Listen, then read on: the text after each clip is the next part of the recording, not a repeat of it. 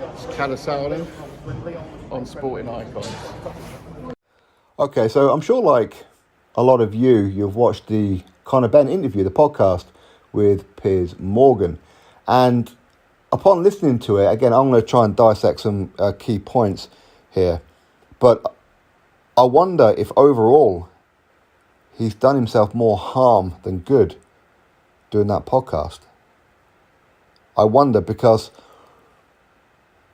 nothing was really presented that we haven't already heard.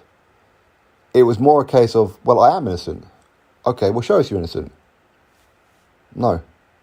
Believe me, I'm innocent. Do you really think that I would do this? Well, we don't know you.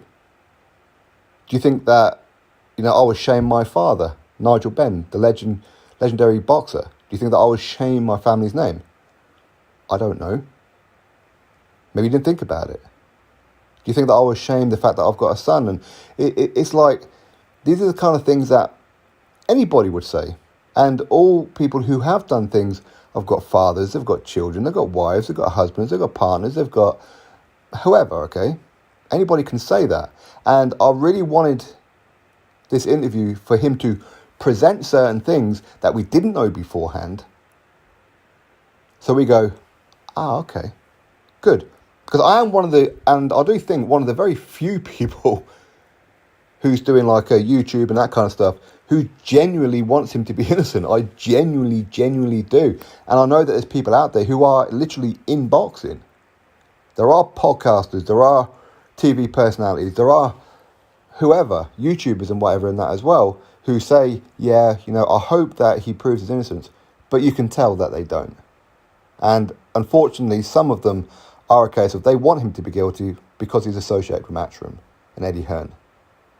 We can see that, even though they hide behind, well, I hope that he proves it. They don't hope, okay? I genuinely do, and that's what I wanted. And of course, when it was announced that he was going on the Piers Morgan show there, I thought, now he's taken it from the boxing fraternity knowing about this to pretty much the whole UK.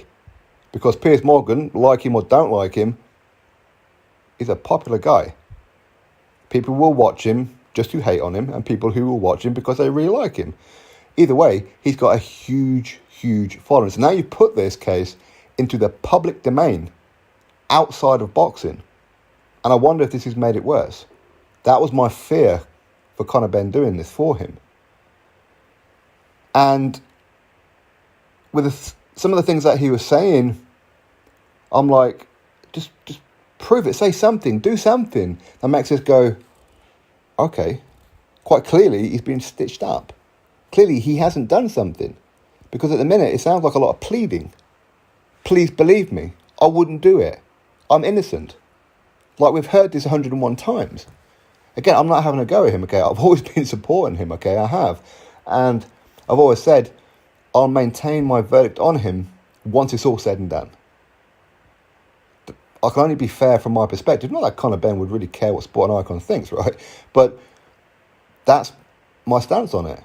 I've been here many times with certain situations with professional boxers who have had adverse findings and whatever else. And of course, I've stood by some and I've condemned others. Okay? But the reality for me is that he's saying a lot of things that I don't know. It seemed like he didn't need to say them. And when Piers Morgan was saying something about this 270-page document that Conor Benn's team presented to the WBC and VADA and all these other kind of things, where he's saying, but he never said anything about eggs in his 270-page dossier.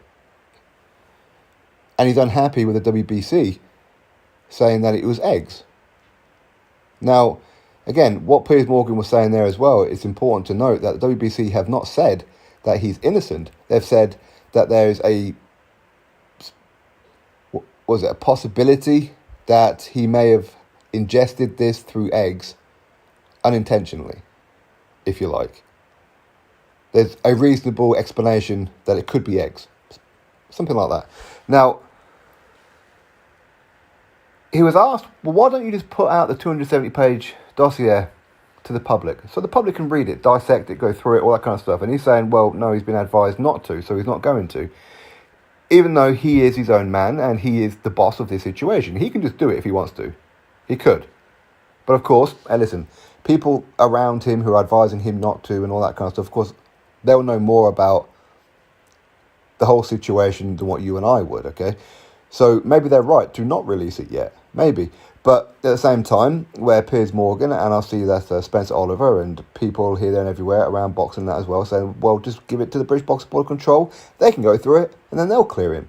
Conor Benn's argument is, well, I don't trust them, pretty much is what he's saying. I don't trust them. They seem to have a vendetta against me. But if this 270-page dossier clears your name, give it to them. They can't then ban you if this dossier proves your innocence. Surely.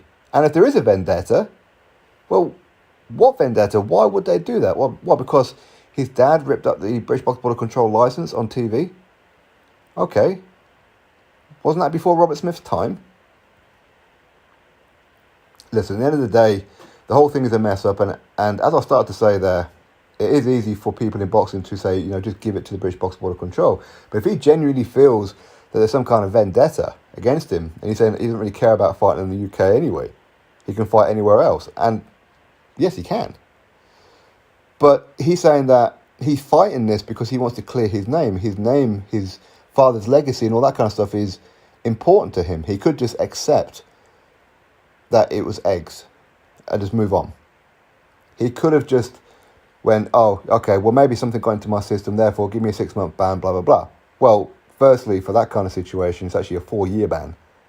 If you look onto UCAD, okay, it wasn't a UCAD test, but had UCAD have found it, there's examples of rugby players who get 4-year bans for this kind of stuff. And it would be the same for Conor Benn. So it wouldn't be a 6-month ban, it would be a 4-year ban.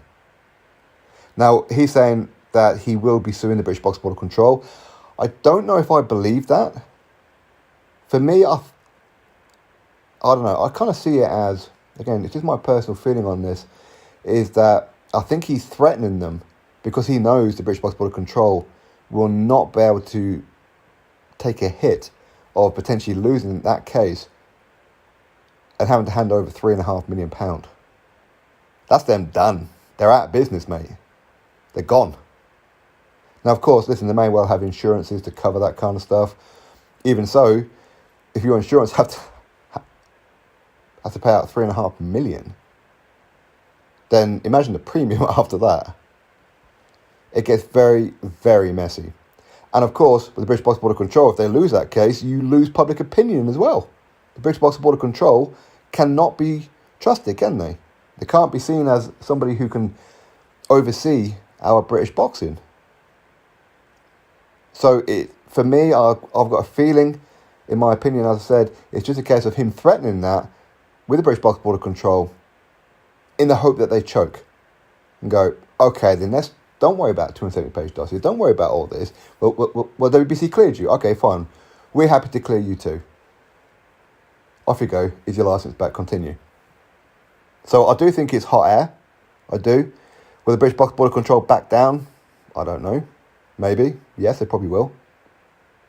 But ultimately, just to sum up, the whole thing seems like it was more of a, I'm innocent. Well, prove it. No, just believe me. Why would I do it? Why would anybody do it? That's reality. Why would anybody do it? I've got a feeling he's done more harm than good with this thing. And it's horrible, the fact that he's been going through this hell.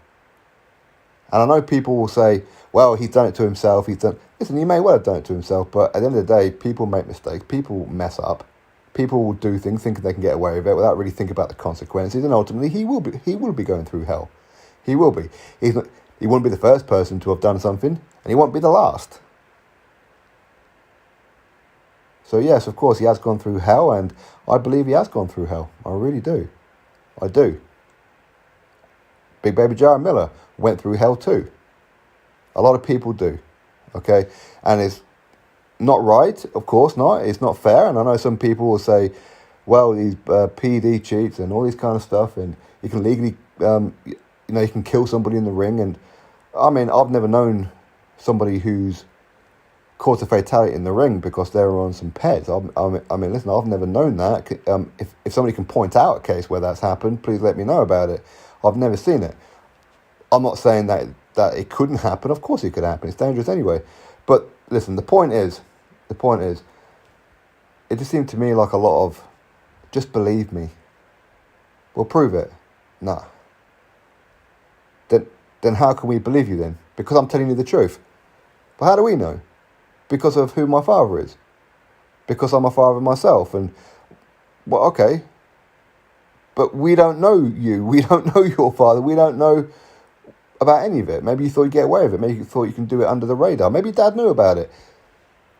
There's a lot of these things. Now, hopefully, as I said, I am genuine when I say this. I hope upon hope that he can prove that he's innocent. But by the looks of it, he can't prove it. He spoke about science has cleared him. I'm not too sure what science has cleared him. Science caught him. But is it going to clear him? I don't know. Is there an issue with the lab? If there is, that needs investigating for sure. If there's a way that somebody stitched him up by put up the lab, who maybe got the lab to do this, find out who it is and hang them. But I don't know. What more can I say on it? What more can I say? Go watch it for yourself if you haven't seen it for yourself. Drop your thoughts below, click thumbs up, subscribe. Catch you next video.